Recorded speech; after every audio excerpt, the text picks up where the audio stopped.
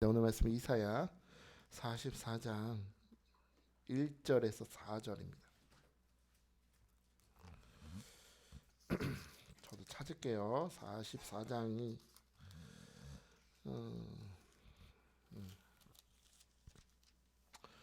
1020페이지, 구약성경 1020페이지입니다. 1020페이지. 자, 1절에서 4절까지 말씀. 자, 이게 오늘 하나님께서 우리에게 주시는 하나님의 음성입니다. 같이 봅시다. 시작. 나의 종 야곱, 내가 택한 이스라엘아, 이제 들으라. 너를 만들고 너를 모태에서부터 지어낸 너를 도와줄 여호와가 이같이 말하노라. 나의 종 야곱, 내가 택한 여수르나 두려워하지 말라. 나는 목마른 자에게 물을 주며 마른 땅에 시내가 흐르게 하며 나의 영을 내 자손에게 나의 복을 내 후손에게 부어주리니 그들이 풀 가운데에서 솟아나기를 시냇가의 버들같이 할 것이라. 아멘. 할렐루야. 할렐루야. 성경을 보면 하나님께서 우리에게 염려하지 말라 하시죠. 염려하지 말라. 염려라는 게 뭔 줄 아세요? 염려라는 게? 전에 김창호 씨가 저 강의하는 거 들어보니까 염려라는 거는 정신과 생각이 제자리에 있지 못하고 엉뚱한 데 가 있는 거래요. 뭐가? 정신과 생각과 내 모든 것이 엉뚱한 데 가 있는 거. 있으면 안 되는 데 가 있는 게 염려래요. 그러니까 염려하지 말라라는 얘기는 무슨 얘기예요? 걱정하지 말라 수준이 아니고 네 정신과 네 생각과 네 모든 것을 제자리에 갖다 놓으라는 얘기입니다. 있어야 될 자리에 갖다 놔야 돼. 원상 복귀시켜라. 거기 쓰면 안 돼. 거기 쓰면 안 돼. 제자리 갖다 놔라 라고 합니다. 염려가 어찌 보면은 아주 심각한 위치를 벗어나는 거죠. 우리 담임 목사님께서 우리 말씀하실 때 충청도 사투리로 뭐라고요? 그게? 지랄하고 자빠졌네. 길에서 벗어난 게 지랄이라면 욕이 아니고 지랄하고 자빠지는 거예요. 지랄하면 안 되고 원래 자리로 돌아와야 돼. 원래 그러려면은 뭐 하지 말아라. 염려하지 마라. 우리 염려라는 게 우리 가볍게 생각해요. 마치 항상 하는 습관처럼 생각하는데요. 여러분 염려를 작게 생각하면은 큰일 나요. 왜냐면 여러분 광화문에 우리 가끔 보면 언제 겨울이든 가을이든 이제 가끔 보면은 안개 낄 때 있잖아요. 안개 낄 때. 여러분 원당역에서도 쉽게 볼 수 있는데 원당역 내리막길 쭉 내려가다 보면 안개가 한번 끼면 앞이 안 보여요. 뿌옇게 껴요. 한치 앞이 안 보여. 그 라이트를 상향으로 켜도 안 보입니다. 그런데 여러분 아세요? 그렇게 한치 앞도 볼 수 없는 안개. 서울시 광화문을 30m 두께로 진하게 만드는 안개. 그 안개의 실제적인 물의 양이 얼마나 되는지 아십니까? 한 컵입니다. 이거 한 컵. 광화문 전체를 30m 두께로 가득 채울 수 있는 그 안개는 실제로는 이 물이 620억 개로 분자가 늘어나서 뿌옇게 끼는 거예요. 뭐 이까짓 거 염려할 수 있지 뭐. 그런데 여러분 그것을 가볍게 생각하고 마음에 채워두면 그게 여러분 영혼을 가득 채우는 염려의 안개가 되어서 하나님도 보이지 않고 예수님도 보이지 않고 나를 향하신 하나님의 섭리와 계획과 축복의 약속들을 보지 못하게 한다는 겁니다. 작지만 가볍게 여겨서는 안 된다는 것이죠. 오늘의 시간 이 안개가 물러가려면 어떻게 해야 돼요? 빛이 비춰지면 됩니다.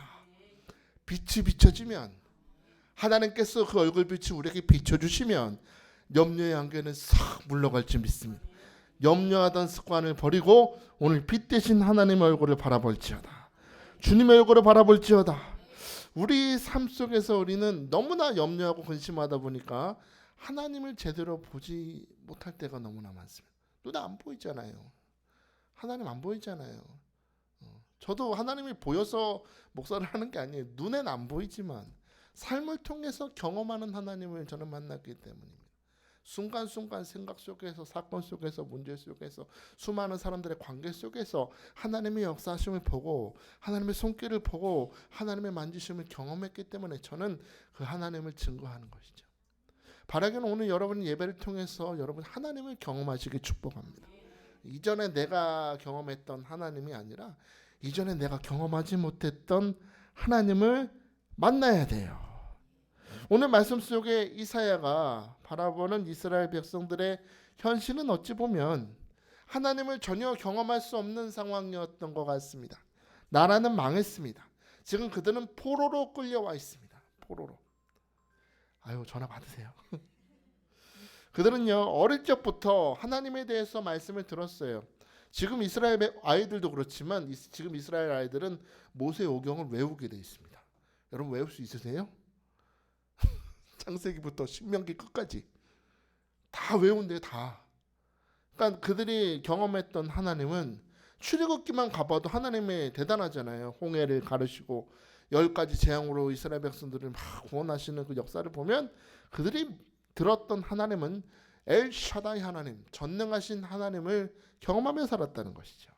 우리 하나님은 이방 족속들은 다 망해도 그 수많은 이방 족속들 속에서 우리를 지키시는, 우리를 지켜주시는 목자 되신 하나님이다 라고 믿었지만 정작 자기들의 삶에 나타나는 그 모든 사건들은 하나님이 우리를 버린 것처럼 느껴진다는 겁니다.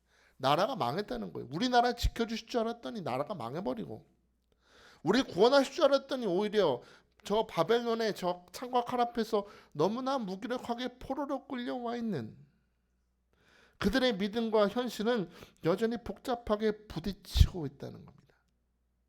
마음속엔 불신과 염려의 안개가 가득 차 있습니다. 여러분 아십니까? 이럴 때일수록 현실이 하나님이 느껴지지 못하고 모든 것이 하나님이 나를 버린 것 같은 바로 이 순간에 우리는 하나님을 만나야 될 줄 믿습니다. 하나님을 만나야 돼요. 하나님.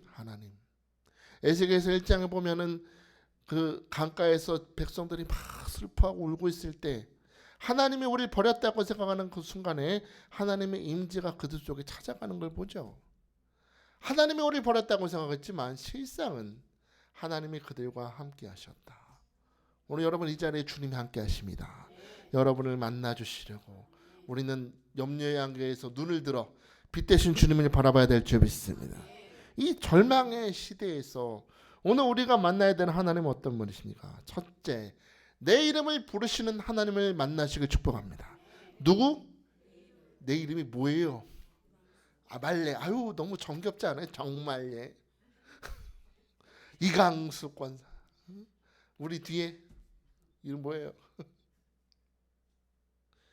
이광일 권사. 알아요. 이광일 권사. 내 이름을 부르시는 하나님을 우린 만나야 됩니다.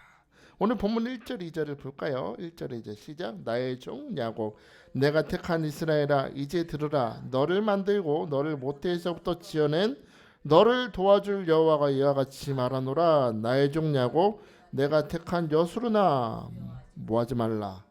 두려워하지 말래.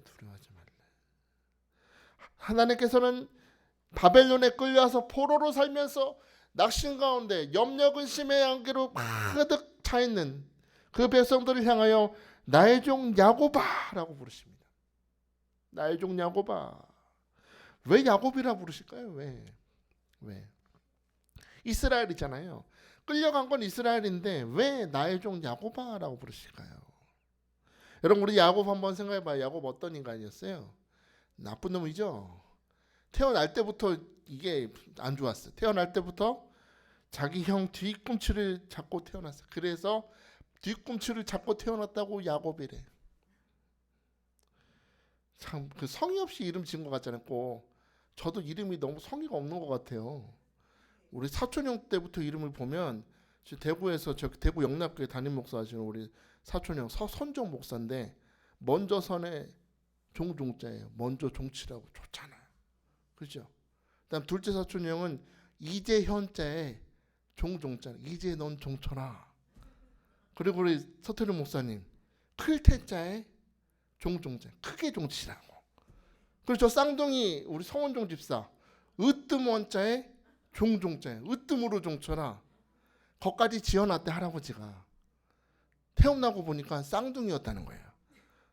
하나인 줄 알았는데 그때는 초음파 그런 거 없어서 엑스레이를 찍으셨대. 태어나기 직전까지도 몰랐대요. 우리 목사님이. 할아버지가 급해가지고 에이 어떡하지? 이름 뭐로 짓지? 에라 넌 2번 쳐라. 그래서 제 제자가요 많고 많은 제자 중에 재방송할 때 제자예요. 2번 종치라고. 섭섭해요. 섭섭해 진짜. 그래서 우리 목사님이 오죽하면 너는 이름 바꿔줄게. 목사님이 능력 있는 목사냐. 속원능 목사 어떠냐고. 그러다가 이제 아예 제 종이가 좋아요. 저는 예배 시작하는 종이래잖아요. 새벽 기도 시작 30분 전에 초종 치고 예배 시작이 제 종이라면서요. 저는 예배를 시작하는 사람이에요. 그죠? 여러분 야곱이다. 발뒤꿈치를 잡았다. 이거는 상징이 있는데 이 야곱이라는 사람의 인생은 사람이나 권세나 돈을 붙잡고 사는 인생이라는 겁니다. 야곱이라는 이름 속에 들어놓으면 뭘 붙잡아요? 사람을 붙잡고 권세를 붙잡고 돈을 붙잡고 산다. 그래서 이 야곱이라는 이름을 가지고 살 때는 고생을 했어요. 그렇게 물론 가는 길에 하나님이 함께 하시고 구원하시고 복을 주셨지만 고생했어요. 자기 아버지 집에서 형 축복 뺏었다가 도망가고 삼촌 집에서는 계속 사기당하고 하여튼 실패를 계속 경험하던 삶. 겨우 가정을 이뤄서 고향으로 돌아오고 있을 때 형 에서가 400명의 군대를 이끌고 자기를 죽이려고 쫓아온다는 그 사건 앞에서 얼마나 두려워했습니까? 야곱의 이름을 가진 삶은 너무나 두렵고 떨리는 삶이었다. 그런데 그가 야복강에서 그를 찾아오신 하나님과 씨름하면서 하나님이 그의 환도뼈를 탁 치시면서 철저히 하나님께 붙드는 삶이 되었을 때 그는 비로소 모든 삶을 하나님께서 다스리시는 이스라엘이 된 것입니다. 내가 붙잡고 사는 것이 아니라 하나님께 붙들려 사는 이스라엘이다. 그런데 하나님은 굳이 오늘 이 포로로 끌려와 있는 이스라엘 백성들을 향해서 나의 종 야곱아라고 하십니다. 왜 그러실까요? 너희는 나를 하나님이라고 부르고 너희는 선택받은 민족이라고 스스로 자부하고 있었지만 내가 볼 때 너희의 실제적인 삶은 여전히 땅을 붙잡고 사는 존재였단다. 하나님이 바본 줄 알아? 내가 너희들 겉으로만 그렇게 예배드리고 말씀 사랑하고 하나님의 백성이라고 자부했지 내가 너희들의 삶을 실제로 보니 너희는 여전히 세상 붙들고 사는구나. 하나님은 정확히 꿰뚫어 보시는 거죠. 그러면서도 말씀하세요. 그러면서도 나의 택한 이스라엘아 다시 불러주세요. 나의 종 야곱아 부르셨다가 나의 택한 뭐라? 이스라엘아. 이게 무슨 얘기예요? 이거는 초청하시는 겁니다. 이제 땅의 것들 붙들고 살지 말고 하나님의 것을 붙들며 살아라. 내게 붙들려 살아라. 너가 붙잡으려고 너가 소유하려고 너가 쟁취하려고 하지 말고 내가 너를 붙들면 너의 삶은 형통하게 될 거다. 내가 너를 구원할 것이고 내가 세상에 썩어질 것을 줄 것이 아니라 하늘의 것들로 채워줄 것이다. 하나님은 그 하나님의 붙들려 사는 삶으로 초청하시는 겁니다. 그래서 결국에 하나님 앞에서 의로운 자요 올바른 자라는 뜻인 여수론으로 살아가라고 초청하고 계시는 겁니다. 사랑하는 우리 성도 여러분, 오늘 주님의 초청을 여러분도 기쁘게 받아들일 수 있게 축복합니다. 어제까지는 어떻게 살았는지 중요하지 않아요. 오늘 주님이 여러분을 이스라엘로 부르시고 내가 너의 삶을 결국에 여수론이 되게 할 거니 너는 나에게 붙들려 살자. 주님이 초청하고 계시는 겁니다. 여러분 아브라함을 떠올려 보십시오. 갈대아 우르라는 도시에 살았죠. 고고학자들이 실제로 갈대아 우르로 추측되는 지점을 파봤어요. 성경 얘기가 아닌 실제로 존재했던 도시가 우르입니다. 굉장히 발전된 도시였어요. 그런데 파보니까 우상이 그렇게 많이 나왔대요. 아브라함의 아버지가 데라죠. 데라가 뭐하는 사람? 우상장사잖아요. 실제로 그 땅을 파보니까 그렇게 우상들이 많이 나왔다는 겁니다. 그러니까 아브라함이라는 사람은 하나님을 만나기 전에 우상의 문화 속에서 우상 섬기는 이방 문화에 익숙해져 있다는 것이죠. 그런데 그런 아브라함에게 하나님이 찾아가시죠. 그런 아브라함의 삶을 하나님이 내려가셔서 하나님 말씀하시죠. 아브라함에게 이르시되 너는 너의 고향과 친척과 아버지 집을 떠나 내가 내게 보여줄 땅으로 가라 초청하십니다. 어떻게 됐어요? 가라고 하시고 이 한마디 말씀, 내가 너에게 지시할 땅으로 가라라는 말씀이 아브라함의 삶을 흔들어 버리는 겁니다. 저는 바라요. 이 말씀이 부족한 종의 입술에서 선포되는 말씀이지만 하나님이 선포되는 이 말씀이 여러분의 마음을 흔들기를 바랍니다. 생각이 오늘 흔들어지기 바랍니다. 오늘 여러분의 굳어진 마음이 부드러워지기 축복합니다. 이 한마디 말씀, 하나님의 말씀이 아브라함의 삶을 흔들었어요. 언제나 성경 속에서 하나님의 도우심을 받고 하나님께 쓰임받은 사람들은요, 항상 이렇게 흔들림을 경험해요. 하나님이 흔드시는 거예요. 평범하게 살고 있었던 베드로도 예수님이 찾아가셔서 깊은 곳에 가서 그물을 내려라 그 말씀을 주시니까 흔들리죠. 지금까지는 내가 그냥 평범한 선생님인 줄 알았어. 근데 내가 그 주님의 말씀을 듣고 2배 가득히 그물을 물고기를 낚고 보니 주여 저는 죄인입니다. 저를 떠나소서. 선생님에서 주여로 바뀌잖아요. 평범하게 물고기 낚으면서 먹고 살던 인생이 변해서 복음으로 사람을 낚는 인생이 된 것입니다. 그래요. 특별한 사건과 특별한 부르심, 특별한 흔드심이 우리 살던 일상을 흔드십니다. 여러분도 그렇지 않아요? 우리도 하나님의 흔드시는 역사를 경험할 때 있지 않아요? 잘 사는데 갑자기 막 시험이 찾아오고 막 질병에 걸리고 사고가 나고 마음의 밭이 갑자기 메마를 때가 있고 내 계획이 갑자기 무너지고 갑자기 사랑하던 사람이 갑자기 나를 배신하고 떠나가고. 여러분, 근데 이것은 우리 눈에 보기에 시험처럼 보이나 우리 영적으로 바라보면 하나님이 우리 삶을 흔드시는 겁니다. 부르시는 겁니다. 야곱으로 살지 마. 너는 이스라엘이야. 내가 너를 여수론이 되게 할 거야. 내가 너를 복이 되게 할 거야. 하나님이 부르시는 겁니다. 하나님 아브라함을 부르시고 너의 고향과 친척과 아버지 집을 떠나라 하시죠. 이게 무슨 말이냐? 지금까지 너의 삶을 이루고 있던 모든 것에서 다 버리고 떠나라. 너의 생각엔 이게 가치 있어 보이고 이거 없으면 안 될 것 같고 이 모든 것이 다 가치 있어 보여도 이것을 다 버리고 떠나라. 왜냐하면 나의 은혜의 세계에선 그건 아무 가치가 없기 때문이다. 하나님의 섭리와 하나님의 은혜의 세계 속에서 그것은 휴지 쪼가리도 안 된다는 겁니다. 다 버려라. 여러분 저기 화장실에서 큰 대사를 치르시고 닦았어. 그 닦고서 휴지통에 버릴 때 아이고 아까워. 이거 좀 나눠서 더 쓸까? 그렇게 하고 버리십니까? 더럽다고 버리잖아요. 아무렇지도 않게 버리잖아요. 사도 바울이 고백하잖아요. 내가 예수 그리스도 이름 외에는 다 배설물로 버린다고. 왜 그랬어요? 로마 시민권도 있었어요. 자기 지식도 많았어요. 가장 말씀도 잘하는 거였지만 예수 그리스도 앞에서 가치 없음을 발견했기 때문이 아닙니까? 오늘 이 시간 여러분 초청하시는 주님의 음성에 여러분도 아멘으로 반응할 수 있게 축복합니다. 주님의 세계로 새로운 삶으로 초대하시는 거예요. 내가 내게 보여줄 땅으로 가라. 내가 너로 큰 민족을 이루고 내게 복을 주어 내 이름을 창대하게 하리니 너는 복이 될지라. 할렐루야. 여러분 잘 보세요. 한편에는 자기 이름을 창대하게 하려고 스스로 성을 쌓는 인생이 있었어요. 창세기 11장에 보면은 그런 삶이 나오죠. 바벨탑을 쌓잖아요. 우리 흩어짐을 면하자. 모여서 살자. 자기 이름을 내려고 성을 쌓는 인생이 있고 또 다른 한편은 12장에 보면은 하나님이 찾아가셔서 하나님이 복되게 하시고 하나님이 창대케 하시는 인생, 하나님이 복되게 하시는 인생이 있습니다. 여러분은 어떤 삶을 사시려 합니까?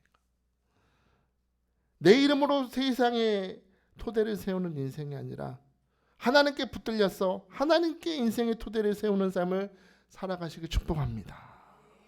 새로운 힘과 능력으로 하나님이 이루어지시는 인생으로 오늘 여러분 삶을 도전할 수 있게 축복합니다. 이제 더 이상 내 힘으로 살기를 원치 않습니다. 주님, 나를 붙들어 주옵소서. 주님의 세계로 나를 불러 주옵소서. 오늘 여러분 사모하시길 축복합니다. 자, 그럼 아브라함은 이 주님의 초청에 어떻게 반응했어요? 갈라디아서 3장 6절 보니까 아브라함이 하나님을 믿음에 그것을 그에게 의로 정하셨다 했습니다. 하나님이 어떻게 했대요? 하나님을 믿었대. 여러분 하나님 믿으십니까? 하나님 믿으세요. 하나님을 믿는다라는 얘기는 그 삶을 선택했다는 거죠. 내가 주님의 세계로 하나님이 복되게 하시고 창대하게 하시는 삶으로 내가 나아갑니다. 그 삶을 살기로 선택합니다 라는 거죠. 다시 한번 축복합니다. 오늘 여러분이 탑을 쌓고 여러분의 이름을 내고 세상의 것들로 채우는 인생을 오늘 멈추고 나를 주님의 축복의 세계로 초대하시는 주님의 초청 앞에 아멘으로 반응하시길 축복합니다. 하나님의 초대, 나를 이스라엘로 변화시키고 나를 여수로 세워주시는 하나님께 초대를 받아들이시기를 주의 이름으로 축복합니다. 1967년에 이스라엘하고 아랍이 전쟁을 했어요. 그때 6.1 전쟁했대요. 지금은 하마스하고 꽤 길게 하죠. 근데 그때 6.1 전쟁할 때 모든 것이 병력 면에서 이스라엘이 열세였습니다. 다들 그때 전쟁 터졌을 때 이스라엘 이제 망했다. 이스라엘은 이제 망하고 아랍한테 점령당한다. 다 예상했대요. 그런데 그 막강한 군대였던, 그러니까 한두 나라도 아니고 5개 나라, 아랍관의 5개 나라가 연합해서 쳐들어간 거예요. 그러니까 모든 것이 불리했는데 6일 만에 이스라엘이 승리했습니다. 6일 만에. 놀랍잖아요. 전쟁이 끝나고 미국의 한 기자가 이스라엘 총리하고 인터뷰를 했대요.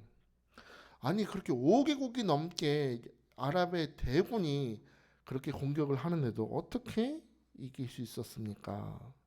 물어봤더니 총리가 대답하기는 이런 말을 했다는 겁니다. 이스라엘 군대에서는 절대로 내려서는 안 되는 명령이 하나 있습니다. 그것은 바로 앞으로 가라는 명령입니다. 아니 앞으로 가라 그래야지. 전진하라 그래야 되는데 그게 그럼 안 한대요. 아니 그럼 그 명령 대신 무슨 명령을 내리세요? 물었더니 총리가 말하기를 짤막하면서도 단호하게 대답합니다. 나를 따라오너라. 전진하라가 아니고 누굴 따라가라고? 주님 따라간다. 하나님의 이름 붙잡고 하나님께서 승리하게 하시는 하나님 붙들고 나갔더니 따라갔더니 승리하게 하시더라. 믿음의 고백 아닙니까? 세상은요 언제나 우리 보고 앞서가라고 합니다. 너가 앞서가라. 너가 전진하라 라고 하세요. 그러나 하나님은 우리에게 말씀하세요. 나를 따라오너라. 나를 따라오너라. 내가 너를 복되게 하겠다. 사랑하는 정말 내 권사야. 이제 나를 따라오너라. 내가 너를 책임지겠다. 사랑하는 우리 이광수 권사야. 나를 따라오너라. 나의 세계로 들어와라. 내가 너를 책임지겠다. 사랑하는 민정아 나를 따라오너라. 내가 너를 책임지겠다. 주님이 말씀하시는 겁니다. 오늘 이 주님 나를 이 이름을 부르시는 주님의 초청에 아멘으로 따라가시기를 주의 이름으로 축복합니다. 염려의 안개가 가득한 이 세상 속에서 우리가 만나야 될 두 번째 하나님의 모습은 나를 이해해 주시는 하나님을 바라봐야 됩니다. 나를 어떻게 하시는? 이해해 주시는 하나님을 만나야 돼요. 오늘 44장 2절을 한번 볼까요? 44장 2절 시작. 너를 만들고 너를 모태에서부터 지어낸 너를 도와줄 여호와가 이같이 말하노라. 아멘. 여호와인데 어떤 여호와래요? 너를 만들었대. 너를 만들고 하나님은 자기를 소개하시는데 나는 너의 이름을 아는데 나는 너를 만들었어. 나는 너를 만들었다. 나는 토기장이고 너는 진흙이야. 나는 너를 빚어서 만들었어. 너는 흙덩어리였지만 내가 생기를 후 풀어넣는 생명을 만든 나는 너의 창조자다. 하나님은 자기 자신을 이렇게 소개하시는 겁니다. 뿐만 아니라 하나님께서는 나는 너를 모태에서부터 지었다라고 하십니다. 참 사람이 처음에 엄마 배에서 임신됐을 때 참 신기해요.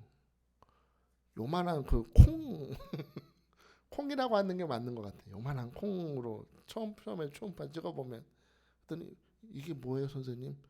이게 애예요.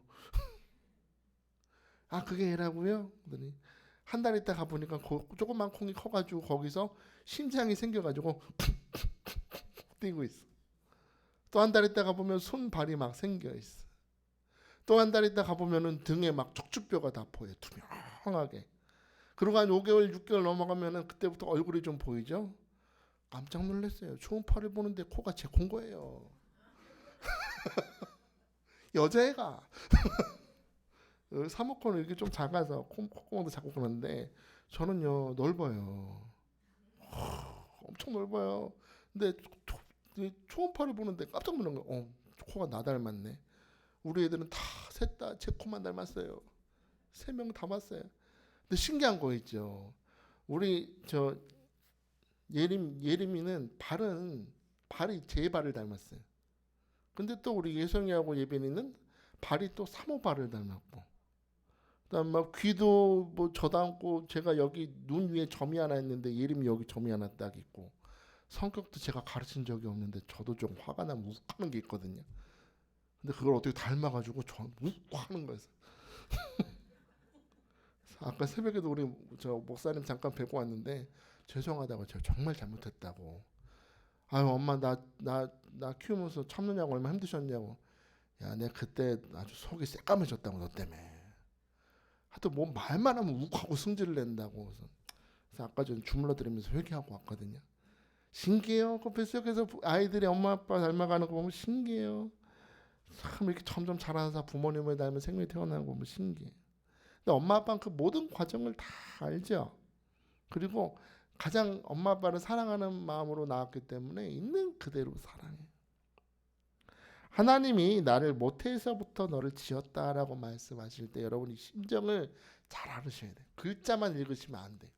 이 말씀을 하시는 주님의 심정을 알아야 되는데 뭐예요? 나는 너의 아주 작은 부분까지도 알고 있다. 너의 머리카락까지도 세신다 그러잖아요. 그 얘기는 너의 작은 부분, 너가 심지어 놓치고 있는 부분까지도 내가 다 알고 있어. 너의 마음속에 너도 모르게 숨어서 새카만 상처처럼 남아있는 거 나는 그거 다 알고 있고, 너의 모든 문제를 다 알고 있다. 내 정신과 내 마음과 내 생각도 아세요. 내 육체적인 조건도 아세요. 내 운명도 다 아십니다. 내가 어떻게 해야 하나님 앞에서 내 연약함이 치유받고 회복될 수 있는지도 주님이 가장 정확하게 아신대요. 왜? 주님이 우리를 창조하셨기 때문입니다. 엄마 아빠도 모르는 문제를 주님은 아신다. 왜? 주님은 만드셨기 때문입니다. 그러므로 내가 너를 세세하게 알고 있으니 너는 두려워하지 말고 염려하지 말라. 두려워할 거 없어. 내가 너를 다 아는데. 우리가 두려워하는 이유는 어찌 보면 나를 이렇게 세세하게 하시는 하나님을 놓쳐버렸기 때문이 아닐까. 사도행전 3장에 보면 베드로와 요한이 유대인들의 기도 시간 맞춰서 성전을 찾는 장면 나오죠. 베드로와 요한이 성전 민문 지나가려고 할 때 문 앞에서 40세가 된 날 때부터 안진뱅이였던 거지가 한 푼 줍쇼 하고 있어. 사도행전 3장 3절에 그가 베드로와 요한이 성전에 들어가려 함을 보고 구걸하고는 한 푼만 줍쇼. 보고라 그랬어요. 보고. 그냥 여기서 이 거지가 보고할 때는 뭐 좀 줄까 하고 그냥 기대감에 그냥 쳐다보는 거예요. 근데 베드로와 요한이 누군지 관심도 없이 그냥 한 푼만 바라보는 눈으로 멍하게 바라보는 겁니다. 제가 미국에 어학연수 갔을 때 제가 이렇게 학교 가는 길에 굴다리 같은 게 있었거든요. 그럼 굴다리 안에 꼭 거지들이 있었어요. 제가 외국인이잖아요, 어찌 보면. 그런데도 매일 와가지고 동전 하나 달라고. Any change 그래요. 동전 하나 달라고. 그래서 몇 번 줬더니 학교 갔더니 선생님이 절대로 주지 말라는 거예요. 네가 주기 시작하면 거기 있는 거지들 다 온다. 주지 말라고. 돈이 물론 불쌍하지만 네가 주기 시작하면 네 그거 돈 다 털린다고. 그래서 그 다음부터 안 줬거든요. 아마 거지도 그랬을 것 같아요. 그 굴다리 같은 그 미문 앞에서 그 동전 하나 주길 바라면서. 근데 동전 하나 바라보는 눈빛으로 바라봤던 거지였지만 베드로와 요한은 이 안진뱅이를 다르게 바라봤다는 겁니다. 사도행전 3장 4절 보니까 베드로가 요한과 더불어 주목하여 이르되 우리를 보라 하거늘. 거지는 동전 하나 바라면서 바라봤지만 베드로는 어떻게 바라봤대요? 요한과 더불어 주목했대. 주목. 그리고 외칩니다. 3장 6절 보니까 은과 금은 내게 없거니와 내게 있는 이것을 내게 주노니 곧 나사렛 예수 그리스도의 이름으로 일어나 걸어라. 할렐루야. 내게 있는 이것을 너에게 준다. 뭘 줬어요? 부활하신 예수 그리스도를 다 주는 거예요. 베드로는 그 앉은 병에 눈을 주목하고 손을 내밀어 일으켰더니 지난 40년간 한 번도 일어나 본 적 없는 앉은 병이가 예수 이름으로 일어나 걸었습니다. 겉으로 볼 때는 베드로가 일으킨 것처럼 보이잖아요. 손을 잡았으니까. 그러나 영적으로 볼 때 이것은 베드로와 요한과 함께 동행하시는 예수님이 이 앉은 병이를 주목하시고 그 연약함을 보시고 40년의 일기장을 쭉 보시고 그 연약함의 근원에 생명의 생기를 불어넣으셔서 그를 일어나게 하신 것입니다. 사랑하는 여러분, 이처럼 오늘 여러분의 어떤 삶에 어떤 연약함이 있다 할지라도 오늘 주님이 여러분을 주목하시며 오늘 그 생명의 역사가 나타날 줄 믿습니다. 주님이 여러분의 손을 다 내미셔서 일어나 걸어라. 두려움에서 일어날지어다. 낙심에서 일어날지어다. 질병에서 일어날지어다. 사탄의 울무는 끊어지고 염려 근심의 안개는 물러갈지어다. 주님이 오늘 여러분 선포하시면 말씀대로 이루어질 줄 믿습니다. 그러므로 오늘 여러분 우리가 해야 될 것은 하나님 나 좀 봐주세요 하는 것보다 주님이 나를 주목하시도록 오늘 환영할 수 있게 축복합니다. 그냥 주님 나 좀 주목해서 바라봐 주세요. 내가 진짜 어떤 문제가 있는지 난 몰라. 여러분이 생각하는 그 문제 말고 근본적인 문제잖아요. 그 근본적인 문제를 주님께서 다루시고 어루만지시고 치유하시도록 오늘 여러분 주님께서 여러분을 주목하시도록 마음을 활짝 열고 주님 환영하시길 축복합니다. 그럴 때 주님께서 여러분의 손을 꼭 붙들어 주시고 오늘 치유하시고 구원하실 줄 믿으시기 바랍니다. 마지막으로 우리는 행하시는 하나님을 만나야 됩니다. 어떤 하나님? 행하시는 하나님. 오늘 본문 3절 4절을 봅시다. 3절 4절 44장 3절 4절 시작. 나는 목마른 자에게 물을 주며 많은 땅에 시내가 흐르게 하며 나의 영을 내 자손에게 나의 복을 내 후손에게 부어주리니 그들이 풀 가운데서 솟아나기를 시냇가의 버들같이 할 것이라. 아멘. 하나님은요 이름을 불러주실 뿐만 아니라 나는 그냥 이해할 뿐만 아니라 우리는 충분히 할 수 있어. 저도 사랑하는 정말래 권사님, 이광수 권사님, 우리 이광혜 권사님 다 부를 수 있어. 힘드시죠? 제가 이해해요. 할 수 있는데 제가 할 수 없는 게 있어요. 그 문제 속에서 제가 일할 수는 없어요. 그렇죠? 공감해 줄 수는 있어도 변화되긴 쉽지 않은데 하나님은 내 이름을 불러주고 나를 이해하실 뿐만 아니라 나를 위해서 역사하신다. 행하신다는 겁니다. 어떻게 하신대요? 목마른 자에게 뭘 준다? 물 마셔라. 마른 땅에 시내가 흐르게 하신다. 너 삶에 축복이 메말랐느냐? 내가 축복의 강물을 흐르게 할 것이다. 마른 땅에 물이 흘러 강이 생기고 시내가 흐른다라고 그러죠. 이거는 주변이 변화되는 것을 상징하는 건데 여러분 마른 땅에 물이 흐르면 어떻게 돼요? 풀이 자라요. 그렇죠? 강이 흐르면 주변이 그냥 마른 맨 땅처럼 황무지가 돼 있어요? 강이 흐르는데? 아니잖아요. 여러분 브라질의 아마존강 보세요. 거기 어때요? 강이 흐르는 사방으로 나무가 가득하잖아요. 그죠? 여기서 마른 땅에 시내가 흐르게 한다는 얘기는 주변에 나무가 자라게 될 것이고 채소가 자라게 될 것이고 농사 짓는 땅이 되게 할 거야. 너희 땅을 가축들이 자라날 만한 땅이 되게 할 거다. 너의 삶의 근본을 바꾸시겠다는 겁니다. 가시밭, 돌짝밭, 가시떨기밭이 아니라 좋은 밭이 되게 해서 100배까지 열매 맺는 땅으로 너의 삶의 근본을 뒤집어 주겠다. 하나님의 기경하시는 역사를 여기서 선포하시는 겁니다.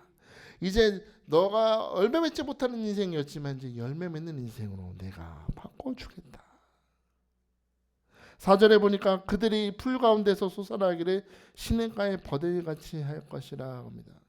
여기서 풀이라 그랬는데 풀은 세상을 의미하는 거예요. 풀은 세상. 그런데 풀 가운데서 어떻게 된대요? 솟아올라라. 솟아올라라. 솟아오른대요. 이 말은 이런 말이에요. 너희가 세상 속에 살지만, 너희가 세상 속에 사람들과 함께 살아가고 있지만 그런 풀 가운데서 솟아난다. 이 말은 너희가 볼 때는 세상 사람들이 더 잘 사는 것 같고 더 잘 풀리는 것 같고 너희는 항상 고통과 염려가 끊이지 않는 인생 같으나 마침내는 시냇가에서 자라나는 버들처럼, 버드나무처럼 마침내 너의 삶은 내가 복되게 할 것이다. 사람들하고 비교하지 마. 내가 너를 붙들고 있어. 나는 너의 이름을 알고 너의 세상 것도 알아. 나는 너를 붙들어서 잘되게 할 거야. 사람하고 비교하지 마. 부러워하지 마. 질투하지 마. 너는 복의 사람이다. 하나님은 그렇게 우리에게 약속하시는 겁니다. 마침내입니다. 마침내. 지금 당장은 변하지 않는 것 같아도 하나님은 마침내 여러분의 삶을 번성하고 풍성하게 하시겠다. 오늘 여러분의 약속을 나의 복음으로 받아들이시길 축복합니다.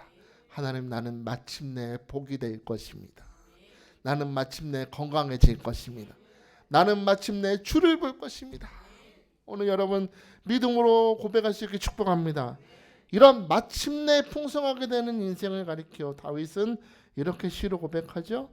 시편 1편 3절에 그는 시냇가에 심은 나무가 철을 따라 열매를 맺으며 그 잎사귀가 마르지 아니한 같으니 그가 하는 모든 일이 다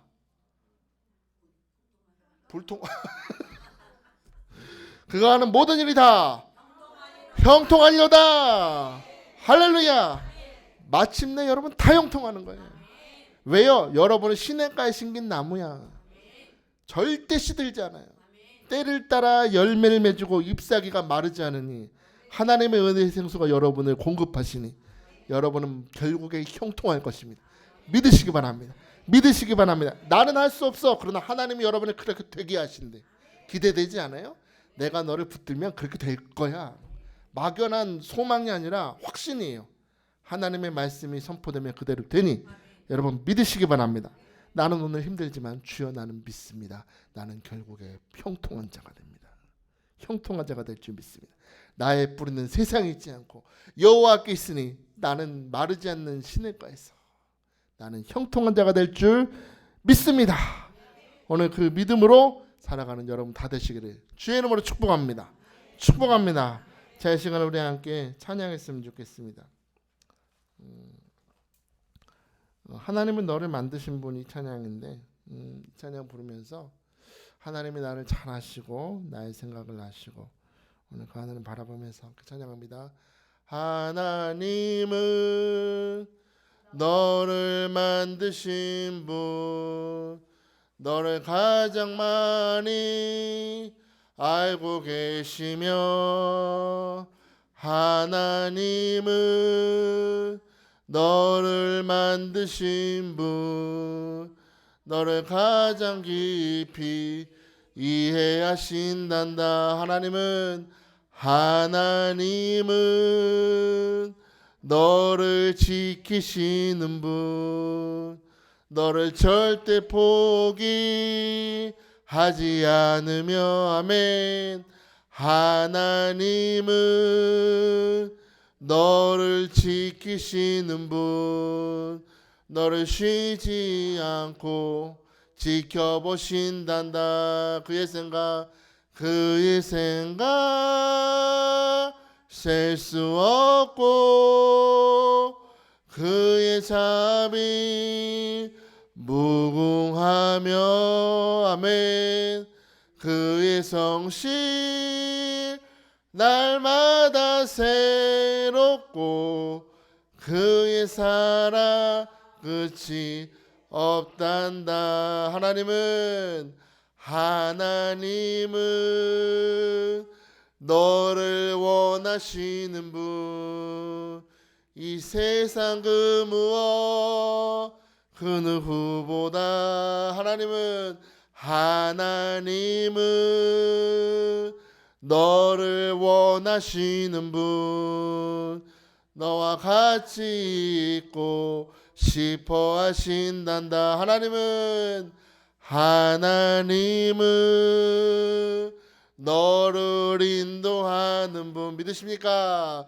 광야에서도 폭풍 중에도 하나님은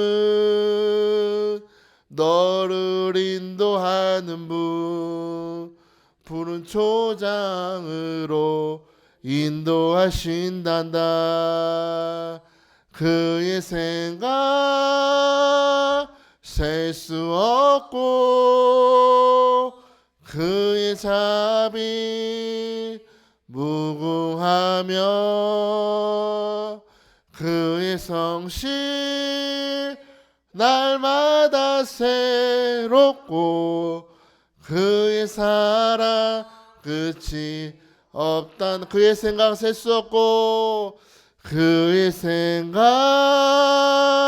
셀 수 없고 그의 자비 무궁하며 그의 성실 날마다 새롭고 그의 사랑 끝이 없단다.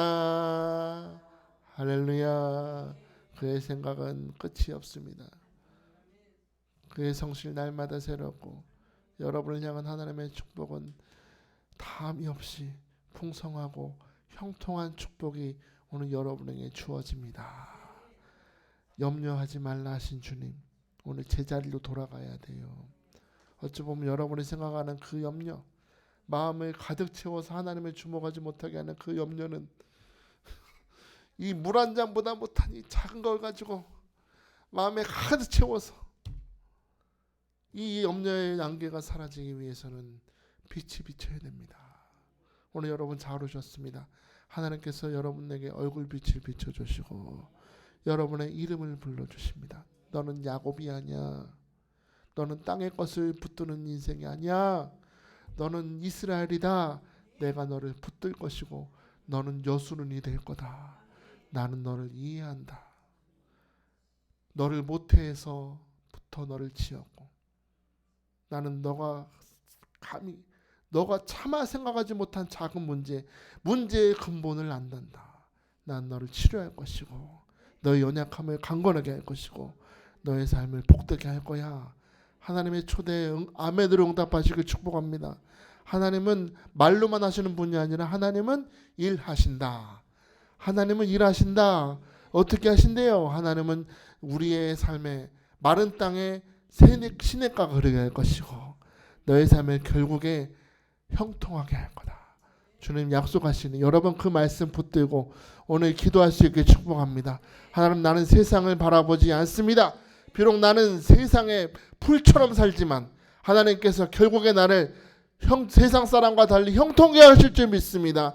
그 만사가 형통합니다. 인생은 철을 따라 열매를 맺으며 잎사귀가 메마르지 않을 줄 믿습니다. 오늘 내 인생의 뿌리를 뽑아 하나님 여호와의 시냇가에 다시 심기를 원합니다. 하나님, 나를 붙들어 주옵소서. 하나님 앞에 심겨져서 내가 하는 모든 일 가운데 하나님 도와주심으로 그가 하는 모든 일이 다 형통할지어다.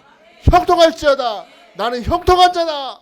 형통한 자다. 오늘 믿음으로 고백하며 하나님 앞에 기도하면 하나님께서 역사하시고 여러분의 이름을 불러주시고 축복하실 줄 믿습니다. 여러분, 세상 사람한테 이해를 구하지 말고 하나님, 나를 이해해 주세요. 하나님께 나의 삶을 오픈합니다. 하나님, 나를 붙들어 주옵소서. 두 손을 겸손히 드시고 오늘 간절히 나의 자리를 채워 주옵소서. 나의 인생을 주님의 인생 은혜의 시냇가에 심어 주옵소서. 간절히 소망하는 마음으로 주의 이름 부르며 부르짖기도 합니다. 주여, 주여, 주여. 할렐루야, 할렐루야. 주님을 찬양합니다. 아버지 하나님 감사합니다. 오늘도 우리에게 말씀을 듣게 하시고 나의 이름을 불러주시고 나를 이해하시고 나를 위해서 일하시는 하나님, 그 하나님을 만나게 하심을 감사합니다. 우리는 불 가운데서 솟아나기를 시냇가에 버들같이 될 것이라 말씀하십니다. 우리의 삶이 겉으로 보기에 보잘 것이 없어 보여도 하나님께서 우리 번성하게 하시고 풍성하게 하시는 축복의 삶으로 바꿔주실 줄 믿습니다. 아버지 하나님, 세상 사람이 나의 이름을 불러준다 할지라도 그 이름으로 불림받지 않기를 원합니다. 나는 야곱이 아닙니다. 나는 이스라엘입니다. 하나님께 부탁했어. 하나님이 나를 여순으로 되게 하십니다. 하나님이 나를 이해하시니 나를 이해하시는 주님 앞에 삶을 맡겨드리며 하나님이 일하실 것을 기대하며 형통케 하신 하나님을 믿으며 오늘도 믿음으로 살아갈 수 있도록 아버지와 축복하시고 기름 부어 주시옵소서.